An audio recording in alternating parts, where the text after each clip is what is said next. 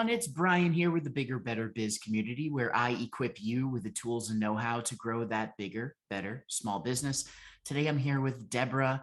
And Debrah, already I'm excited because we're talking about the Twiddle Muff. And before we even get into it, I just want people to think about that for a second. What a name. It sounds like a character or something out of a Dr. Seuss book.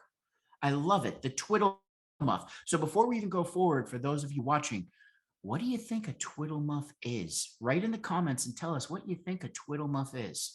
Now, as they're writing, Debrah, tell us a little bit more about how you came to be where you are, how you're running the business, and tell us more about the business in general. Okay. I grew up in northern Vermont on the Canadian border, where I developed a love of plants. And that's carried me through my whole life. And now I live in Florida, like the botanical gardens. So it's pretty cool too. That led me to aromatherapy, and that's where I found out that there was very, very little knowledge of how to use the essential oils safely. So I spent about 10 years, just shy of 10 years training. I'm now a certified clinical aromatherapist and a registered aromatherapist, one of 5 in Florida. And that led me to find this new thing called the Hearts process, which is out of England, actually, and it's just coming to the US, which I love it. It is for relaxation and pain relief, and it helps people with Alzheimer's, dementia, other cognitive illnesses, and just regular people. I mean, it's just totally amazing. So Sure. That leads me to the Twiddle Muff.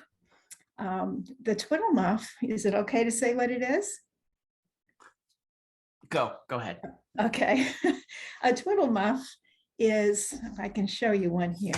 They're very, Yes, very soft and fuzzy, and people can find surprises in them, inside and out. They help people and can even bring back lost memories of some of these individuals when they're personalized for their life.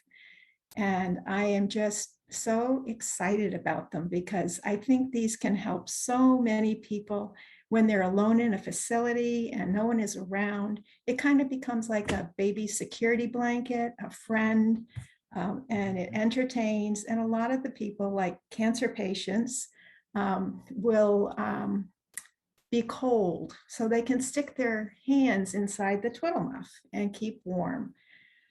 They're just amazing things, and they come in all different colors. And like I said, they can be customized for the individual's life. It's basically a story of their life, if you want it to be. And I did one for an individual that their life was truly amazing, and the family was thrilled when it was all put into a Twiddle Muff.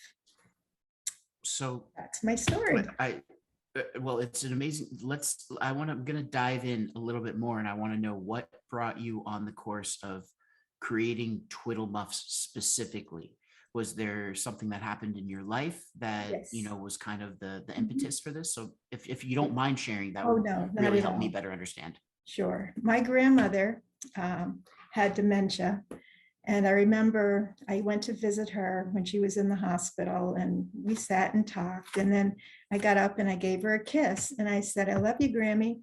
And she pushes me back and she said, "Am I your grandmother?" And that kind of like hurts your heart.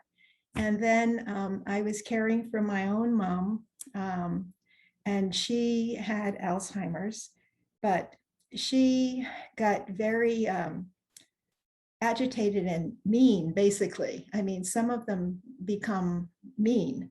And unfortunately, my mom was one of those, and it was always so hard, the visits. I didn't know about these Twiddle Muffs then. I wish I had. And I think that's put me on this mission to help others who are in the same type of situation, and to kind of quell some of the anxiety and the loneliness that they feel. Yeah. I think that's a powerful story. And the thing that I've really been diving into, especially on these blueprint strategy sessions, anybody could sit here and tell you for 20 minutes how to do marketing. But I think one of the things is really capturing that story. Um, with a lot of the clients that we work with, we're now getting into how can they really convey their stories? How can they have people be there with them when it happened? Um, and so I would even say for you with, you started kind of touching on the surface of that instance with your grandmother, or how it was just painful. You wanted to be with your mom, but at the same time, it was painful to be there because of, the way that the disease was making her act. Those are stories that people want to know, and that really helps breathe life into your product. Mhm. So I would say one of your first things before I even go into any kind of marketing technicals is really getting your story down, practicing it, telling it in different ways, telling it to your friends, to family, to anybody who will listen, and really getting that story so that if someone asks, what do you do? Well, you know what? Let me start with a story. It's not I sell twiddle muffs, because then of course that's good too. It keeps them. It's just, what is a twiddle muff? But you know, I'll tell you what I do, but let me tell you a story first, really quick and easy. And if they can't connect with you in that first minute of you telling the story, then they're obviously not right for the product anyways. But your stories are going to help bring the twiddle muffs to life. Videos, social posts. It's something where you can sit here and record a story and talk about one time when you were with your mom or with your grandmother, and how something on the twiddle muff could have helped and it could have made it just a little bit easier for that interaction. So just something for you to consider how you bring it back to your own life, because one of my mentors who became one of my clients, talk about full circle, he was a sales coach. And one of the things that he said when I was helping him with his YouTube videos was, hey folks, before they buy your product or service, they have to buy you. So your story is going to help me buy you, Debrah. So there's number one.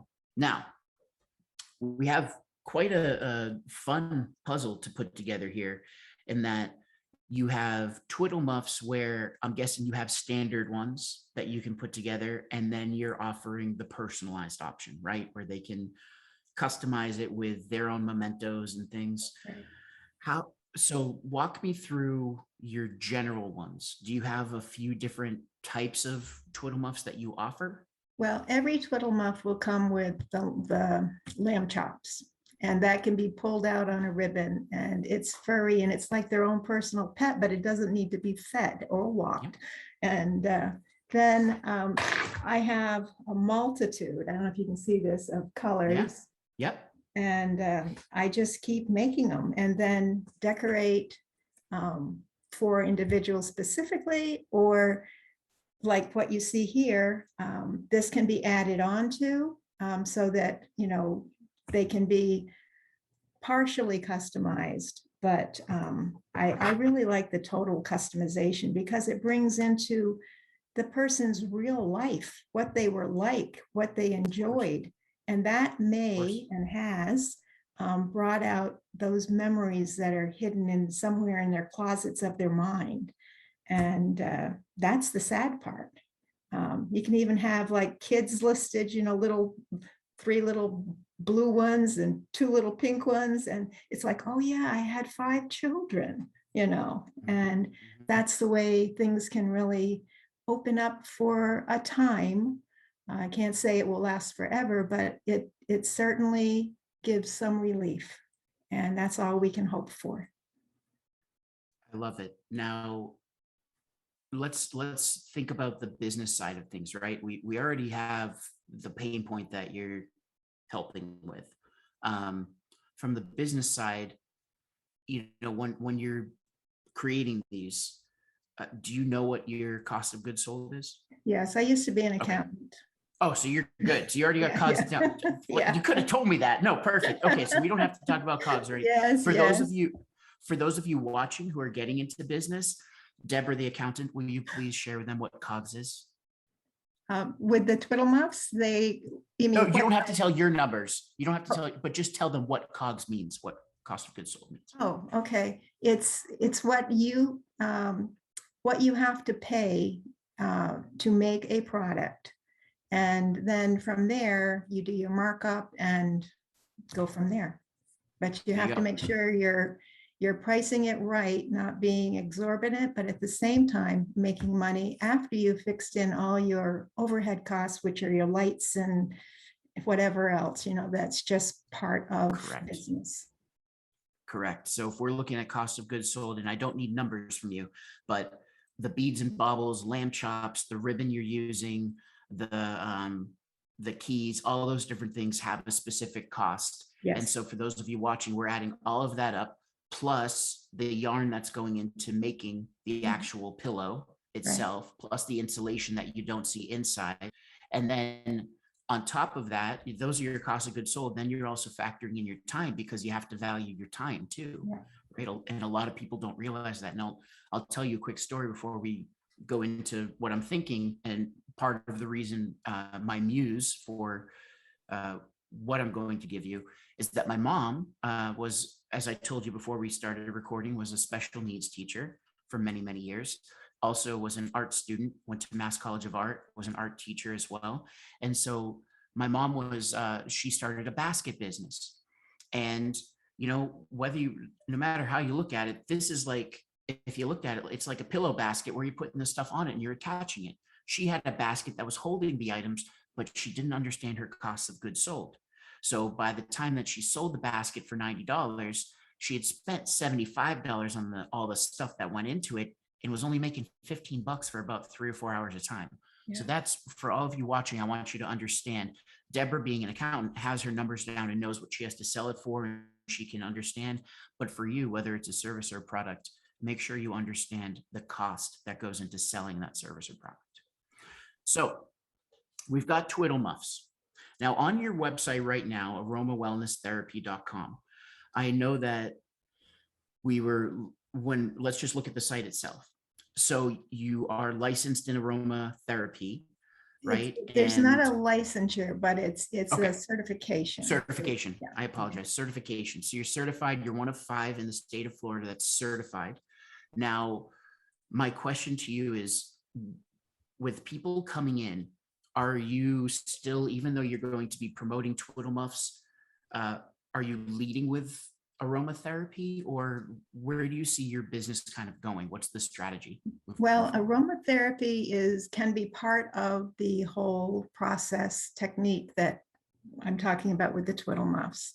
Not always, depending on the person. Some cannot take the scents, the aromas. Understood. But I love aromatherapy, but it seems like I've got, sounds crazy, but a calling to do this thing with the Twiddle Muffs, and to help with the relaxation and reduction of anxiety for these people. And I think because of what my family has gone through with this, it's really got me. So yep. I will still do aromatherapy and see my clients and everything, but I really want to focus on this specific area more and more. Okay.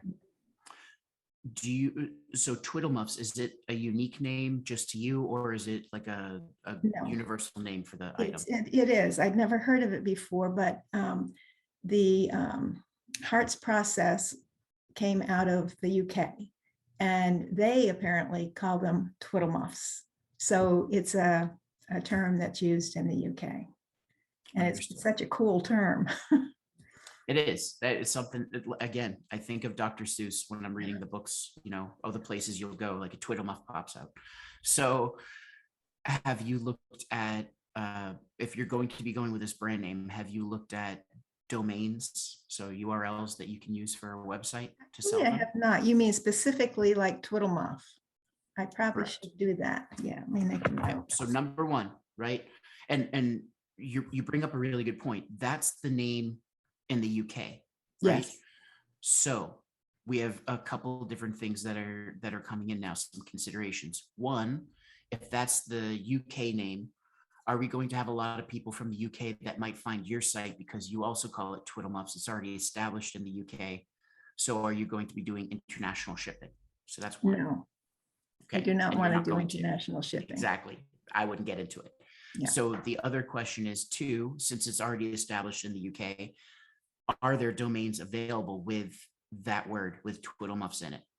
If so, great. If not, That brings you to basically 2A, or number 3.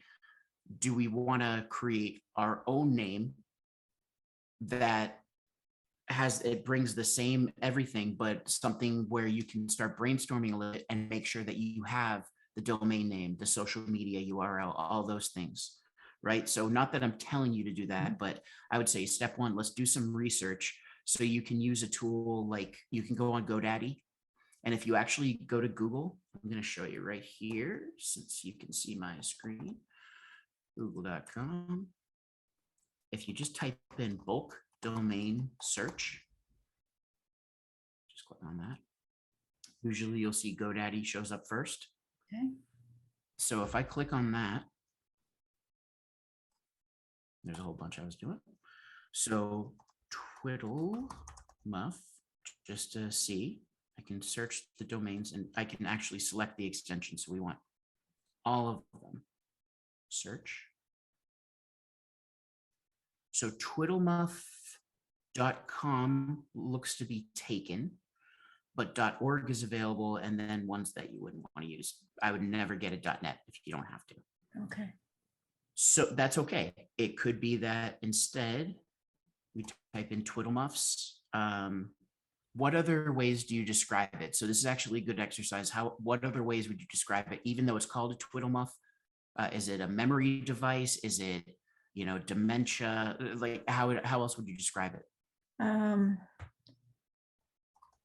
It could be like a fidget muff too, because they're fidgeting. So could it be a fidget pillow as well? Could we call it a pillow, Well, or is it not a no, pillow it's not a because? pillow. Yeah. Okay, it's a muff. So fidget muff, coping muff, What was that? coping, Coping. therapy muff. Therapy muff might work. Yeah. Okay, let's see if any of those are available. Therapymuff.com. Uh-huh. So to pay homage to Twiddle Muff, you can mention this is the therapy muff that I came up with. It's based on the Twiddle Muff, except we've added some personalization and such. That right there has a big keyword in it, right? I mean, so what I would do, I'm obviously not going to buy it, but I would jump onto wherever you buy your domain, whether it's GoDaddy or whatever, and go grab that today. Yeah. Okay, we'll do. That's gonna help you. Now with that, because it's called a therapy muff, right? Which Twiddle Muff is great. And you can still, if you want to call it that, that's fine. You can just use therapymuff.com for brand consistency.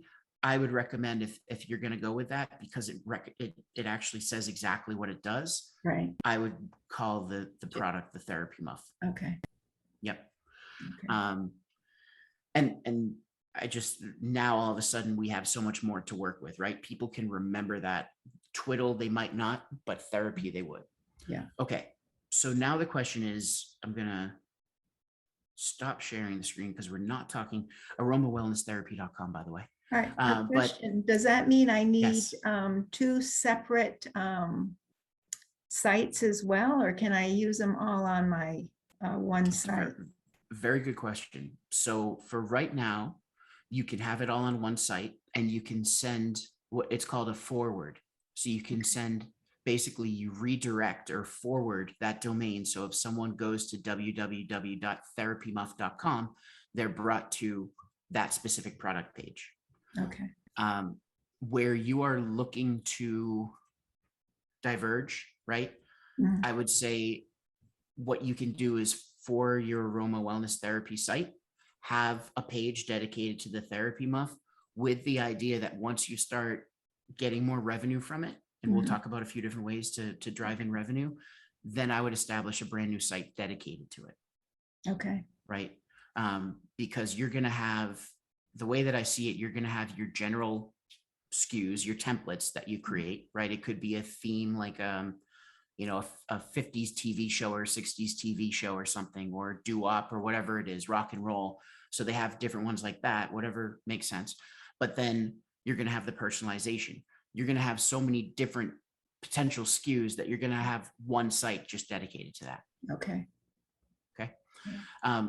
So when we're looking at the different options that you have, I know that we had discussed Etsy, and you had told me before we started recording, have you purchased from Etsy before? I have purchased from Etsy, yes. Okay, wonderful. So the great thing about Etsy is that obviously dedicated to crafters and to artisans, your product makes total sense. Etsy is not only a marketplace, it's also a search engine. So for instance, last year, about midway through last year, my wife and I decided, we wanted to help get masks into everybody's hands. And we also wanted to give people a reason to mask up. So we started designing all these fun masks, all different kinds of, like, everything from, Christmas Vacation, National Lampoon's Christmas Vacation with Chevy Chase, to Christmas movies, to fun stuff, to holiday themes. And we used Etsy. The cool thing about Etsy is that you only pay to list your product, and you pay 20 cents, and that product lives for 6 months. So you're paying just to get the product up there. If people order through the site, then you're paying a commission, right? So you factor that in. So for everybody watching, we already talked about COGS, cost of goods sold. Now what we're talking about are different distribution channels. So if Debrah were selling through her own site, she wouldn't have to pay a third-party marketplace like Etsy or Amazon, as an example, but she's still going to have to pay a credit card processing fee if she takes credit cards, right, or PayPal. So now what we're doing is selling on a third-party marketplace. We've got the cost of goods sold, plus we have now the cost to host it and to sell it through that channel and the payment processing. So depending on your pricing, you might be looking at how much, well, let me ask you, what's the general price, the average price for a therapy month? Yes, they vary. I would say, depending, both customized and pretty much ready to go, probably in the $60-65 range. Okay. So you're probably looking at maybe $5-6 with all in, with everything, right? With the 3% or 2.9% plus 35 cents for the processing, for the payment, plus Etsy's fee. And there are calculators too. So you can just go on Google and look up an Etsy calculator. The reason why I like it is this: not only can you add in all of the different photos of your different variations, you can sell your templated ones just so that you already have them in stock sitting in inventory. You can just push them. But then you can also sell your customized ones, and Etsy gives you the ability for people to enter in, type in a field. What are they interested in? What was their hobby? Blah, blah, blah. What are their names? Whatever it is. So the other thing that Etsy sellers do is they just say, hey, fill out this form. So they'll send an email to the person and they can fill out a form instead, so you can get more information. So however involved you want to be. The great thing is you're at least getting visibility on the product. You can also put a video. So that's where, again, we circle back to your story. And what I would want you to do is tell your story while you're holding one of them and showcasing it. And you could even tell a story about the one that you're promoting. So if you made 5 different listings, one of them might be, let's say, rock and roll theme. Then you can go through each thing. Here's this, here's this, here's this. Videos on Etsy have been shown to get amazing sell-through. People love watching the story. Again, these are artisans in that creative mindset. They're looking for how they can support other artisans. My wife, perfect example. So you having a story, and especially coming from you, where you're telling it firsthand, I would think that you'd get some good sell-through on that site right away. The other cool thing is that you're basically, just like how the old adage goes, you're learning on someone else's dime. You're basically putting all this stuff up. You're testing out different content. You can add up new photos and videos, and you're building out your brand content so that when you do go to start a Shopify site or a Squarespace site or whatever it is to sell your product, now you've got everything. You can just pop it right in. So would you recommend Google My Business as well? Google My Business is, well, it would work for your aromatherapy business. You can add the therapy muff as a product on that profile. for this, unless you're going to be selling in store or you're going to be going to different markets and stuff, Google Mhm. My Business wouldn't make sense. Okay. Yep. Instead, that's where a blog makes sense. So now we're thinking about, okay, how can we tie in your aromatherapy experience and expertise? How can we tie in different stories that you have? How can we tie in success stories and happy customers with the therapy muff all into your blog and create different blog posts Right. and or videos? Yeah. Videos are going to be a very powerful thing. That's what I'd like to do. And I was thinking about YouTube videos and taking, Yes. different segments of all these different cognitive illnesses, cancer, whatever. Yes. Yeah. Yeah. And you've got a lot, right? So there's potentially a lot of different diagnoses that you can cover. There's a whole bunch of different mechanisms, stress relief mechanisms, and, like different processes and ways that family can approach those people. So, there's considerations for family members to think about when their family member just got diagnosed. So now, not only are you creating this product, but you're also going to be providing through YouTube and or your blog information and resources to help them navigate through it. So now, talk about how you said you have a calling. I would say this is it, where now you're providing content. You're obviously, when you're passionate about something, you do it, hence your certification and such. So now you're sharing all of that.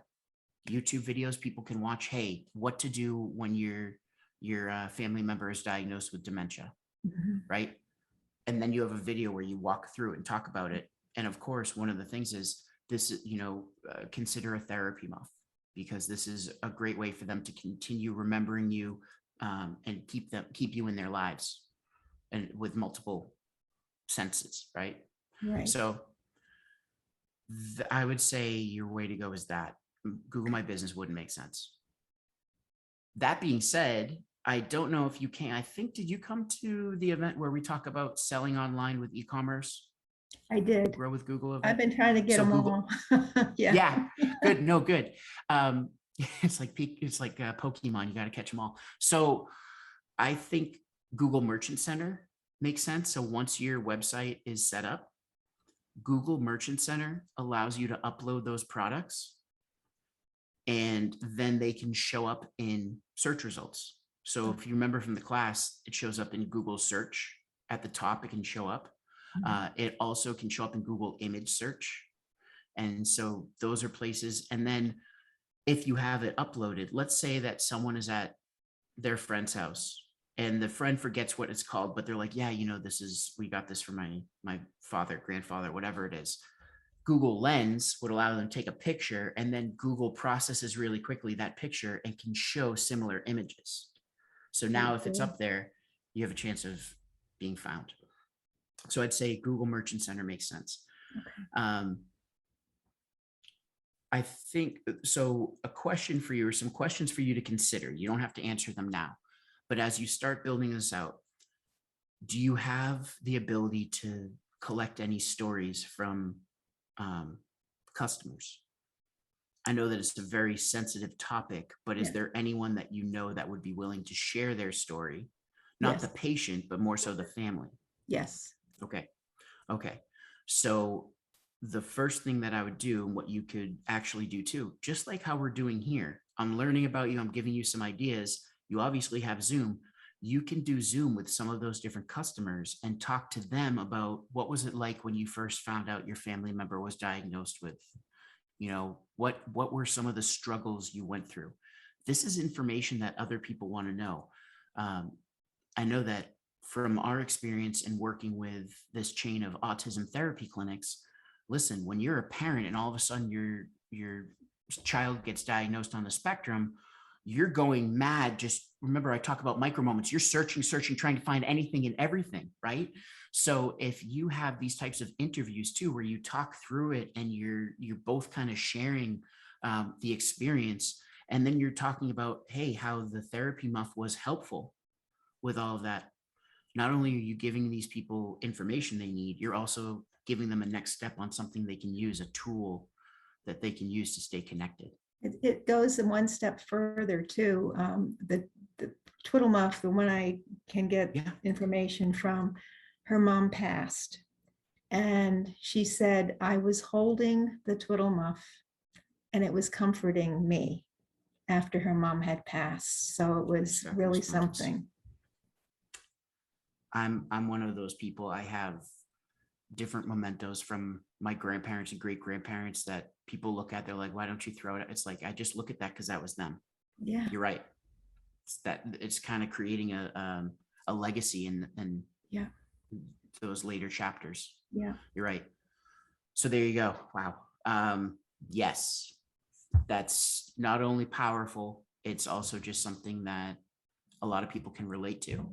So you've got, not only are you doing something that's going to help families and help patients, you're doing something that helps them, like you just said, get over the loss too, when that happens. Yeah. Yep. So I think I've left you with quite a bit for you to consider. Number one, go buy that domain right away. do it as soon as Yep. And the beauty of that, you can point that. So the way that a domain works, you're basically, you're going to a hosting company. So you built your other site on GoDaddy. So use GoDaddy. You're going to GoDaddy. You're saying, I want to purchase this domain. And if you've noticed in the past, when you purchase a domain, it says, okay, do you want it for 1 year, 2 years, 5 years? We never, ever own domains. GoDaddy doesn't own domains, right? Instead, you're leasing it. So my recommendation is lease it. There's, if you look up GoDaddy coupons, by the way, there are coupons where I think I just found one that you can get a domain for $9.99, and you could buy it. You could lease it for 2-3 years. It will honor that price of $9.99. So whatever makes sense for your budget. Okay. From there, that domain, you could direct it to the page right now that you have on Twiddle Muffs and just change the verbiage to say Therapy Muff. Okay. And then when you build your Etsy site, you can point it to your Etsy site. And then when you finally, as you're running the Etsy site and you're building your Shopify site, then when it's done, or whatever e-commerce site you build, there you go. Now therapymuff.com belongs to that store. Okay. That sounds great. Yeah. Easy way to kind of maneuver without having to do too many things. Wonderful. Do you have, before we end the session, do you have any other questions? Do you have anything that you want to leave people with? Do you want to tell them a little bit more about aroma wellness therapy? Well, I just, aromatherapy, people have to be very careful that they are dealing with someone who actually knows what they're doing and not just selling essential oils, because there's some really bad information out there and it can hurt people. So just make sure the person you're dealing with knows what they're talking about and has, can prove that they've studied and they really know their stuff. I think, to me, that's important. I don't even sell essential oils. It's not, I make blends for people, but I do not go, oh, buy this. That's not my thing. So, that I think is. If people have questions, could they contact you through the website too? Sure. Okay, so I'll It's just put the Debrah website at up one more time. aromatherapy, aromawellnesstherapy.com. Okay, Debrah at aromawellnesstherapy.com, and Debrah spelled Debrah. Yes, You must have to different. spell that all the time. Oh yeah, Bryan with a Y here. Don't worry. Kindred spirits. So everyone, you can check out and learn more from Debrah at aromawellnesstherapy.com. It's just Debrah, not Debrah Nadler. It's Debrah at aromawellnesstherapy.com. Yes. Okay. And if you want to learn more about the Twiddle Muffs, you'll scroll down right now to sensory stimulation aid, which we're going to change to Therapy Muff, and then click there on the picture. And there you go. You can learn more about Twiddle Muffs and even order one. Yeah. So Debrah, I want to thank you so much for being on a Blueprint session. I really appreciate your story and also you listening to me for 20 minutes as I drone on about marketing. Thank you very much. This was fantastic. My absolute pleasure. Everyone watching, thanks so much. You can apply for a Blueprint strategy session as well. Just go to bryancaplan.com/go, scroll down to the bottom of the page, and fill out the form. Our team reviews everyone and we'll let you know if it's a good fit and if we think we can provide value. Until next time, stay well, stay healthy, stay happy, and here's to your success.